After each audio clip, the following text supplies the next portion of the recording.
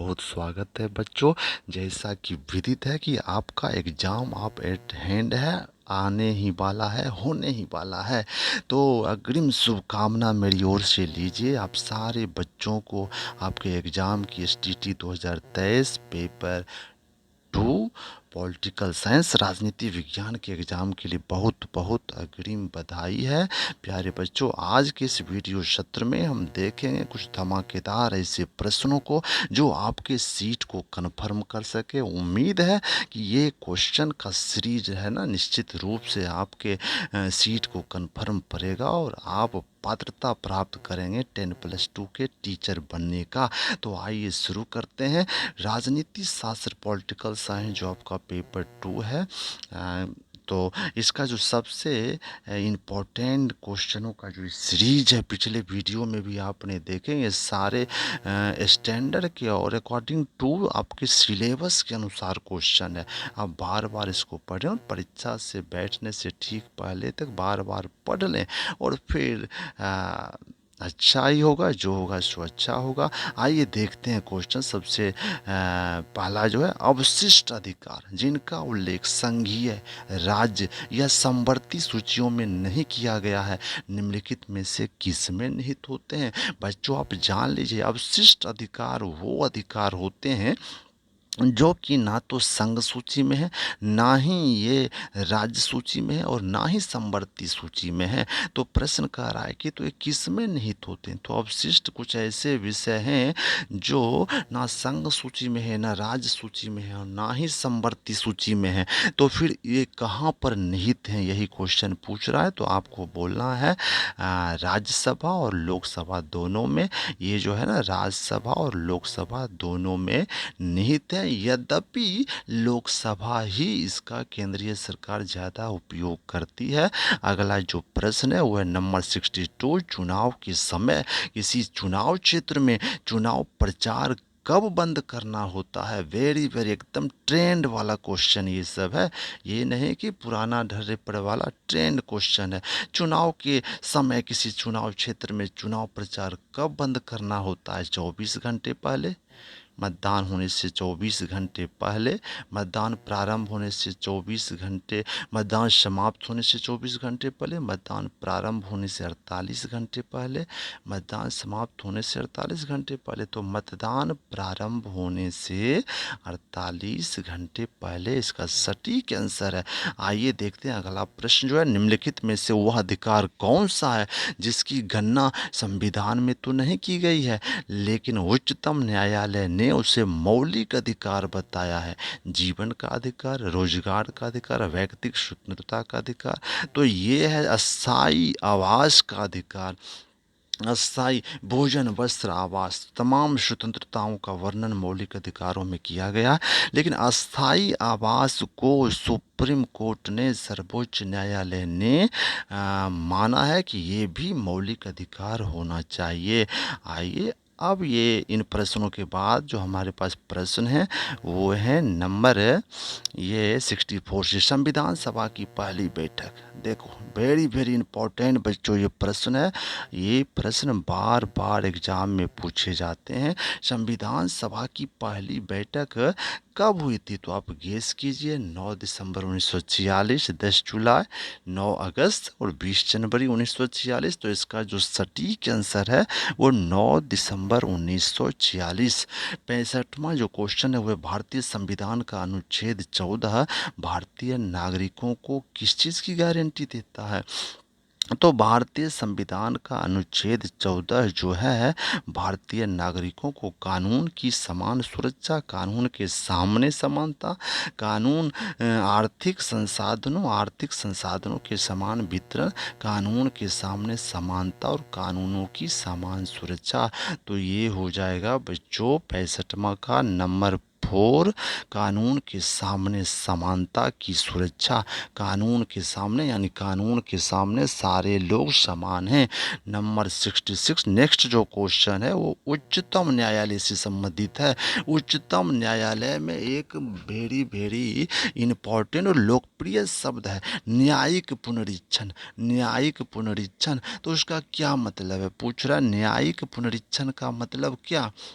तो यहाँ जो इसका जो आंसर हो जाएगा वो हो जाएगा ये परीक्षण। न्यायिक पुनरीक्षण का मतलब ही है कि जो जिसने जो किसी किसी कानून के मामले में जो न्याय दिया गया है तो उसमें जो है क्या करना है, संविधान के अनुसार दिए गए कानून का परीक्षण करना है। कानूनों की संवैधानिक वैधता का परीक्षण किया जाना, यही न्यायिक पुनरीक्षण कहलाता है। 67वां जो है वित्त आयोग क्या करता है, मुख्य रूप से राष्ट्रपति को किसके बारे में सिफारिश करने से संबंधित होता है।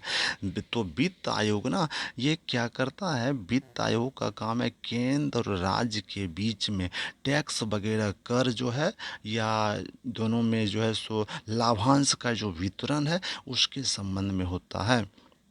तो पहला है केंद्र और राज्यों के बीच करों की निवल प्राप्ति का वितरण और राज्यों को दिए जाने वाले सहायता अनुदान के विनियामक सिद्धांत, ये दोनों होगा। तो इसका आंसर हो जाएगा नंबर 3।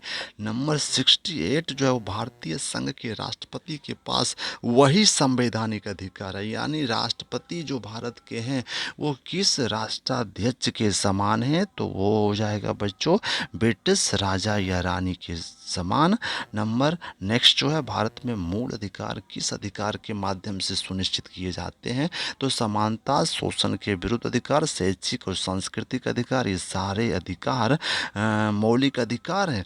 यहाँ कह रहा है किसके द्वारा ये सुनिश्चित या सुरक्षित किए जा सकते हैं ये मौलिक अधिकार, तो ये होगा ना नंबर 3 संवैधानिक उपचारों का अधिकार।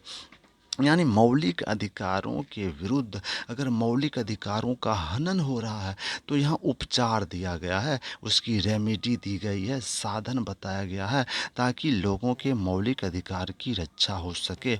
नेक्स्ट जो क्वेश्चन है वो है पंचायती राज व्यवस्था किस वर्ष शक्तिशाली बनी, तो ये जो हो जाएगा 1993 में। 1993 में जब विधिवत कानून बनाकर 73वें और 74वें संशोधन के द्वारा 73वां जो पंचायत से संबंधित है शक्तिशाली बनाया गया पंचायत को। अगला जो प्रश्न है उस संविधान के किस उपबंध ने केंद्र सरकार को सेवा कर यानी सर्विस टैक्स लगाने लगाने के मामले में उसका अधिकार बढ़ा दिया, तो इसका जो आंसर है अनुच्छेद 248। अनुच्छेद 248 के अंतर्गत ये अवशिष्ट शक्तियां केंद्र को दी गई कि वो लोगों पर सर्विस टैक्स लगा सकता है।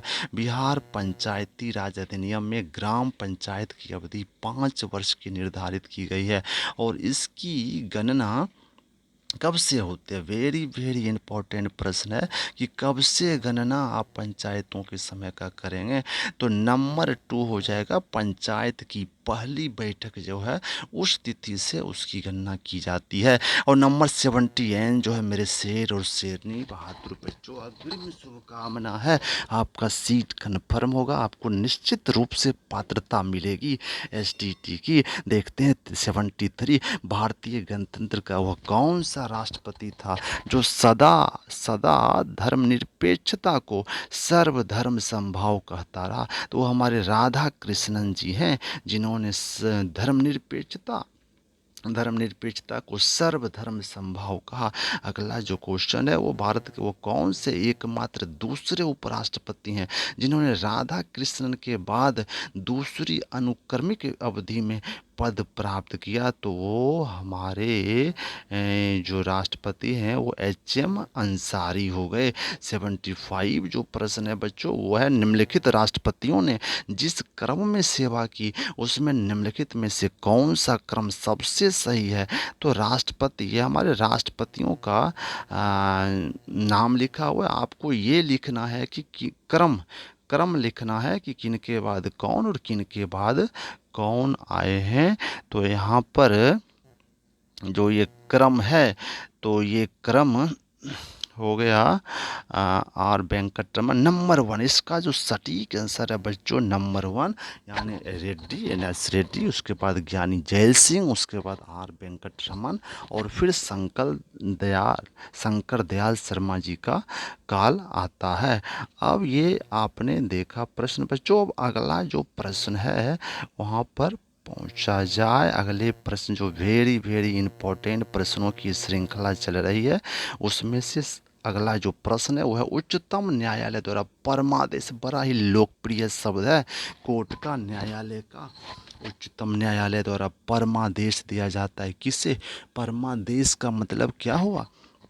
तो परमादेश नाम से स्पष्ट है, परम जोड़ आदेश यानी सुप्रीम आदेश दिया जाता है किस किस क्षेत्र में? तो जब कोई अधिकारी, सरकारी अधिकारी अपना नियम के विरुद्ध काम करता है या उचित काम नहीं करता है, तो सुप्रीम कोर्ट के द्वारा उस अधिकारी को सरकारी कर्तव्य निभाने के लिए परमादेश दिया जाता है, सुप्रीम ऑर्डर दिया जाता है। बच्चों आगे चलते हैं 77 में। भारत में दल रहित लोकतंत्र का प्रस्ताव किसने रखा था?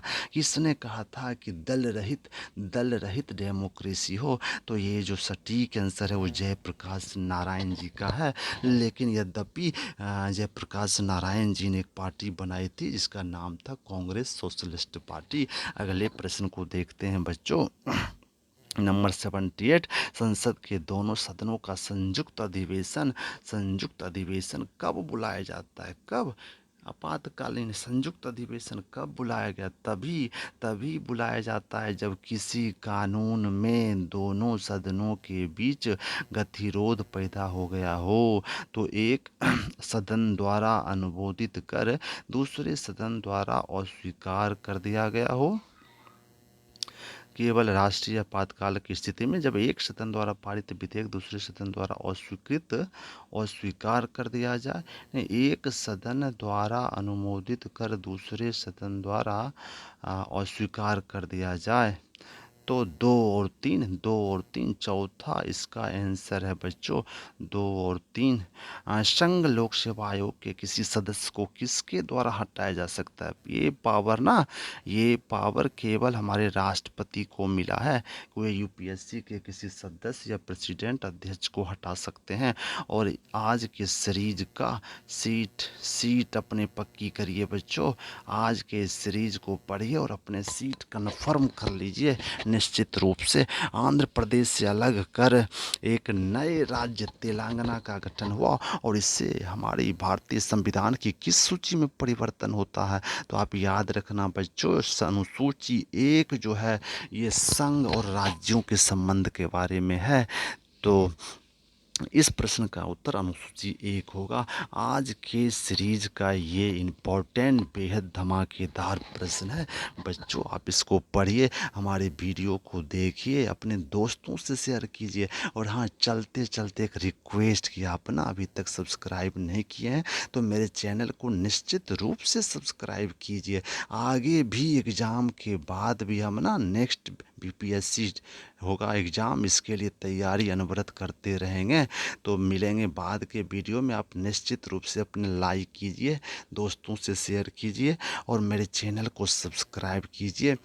एक बार फिर मेरी ओर से आप सारे दोस्तों को, भाइयों बहनों को, स्टूडेंट्स को ढेर सारी शुभकामना है। आपका सीट निश्चित रूप से कन्फर्म हो और आप एसटीटी की पात्रता प्राप्त करें। इसी शुभकामनाओं के साथ आज के वीडियो को विराम देते हैं। बोलिए मेरे साथ, जय हिंद जय भारत।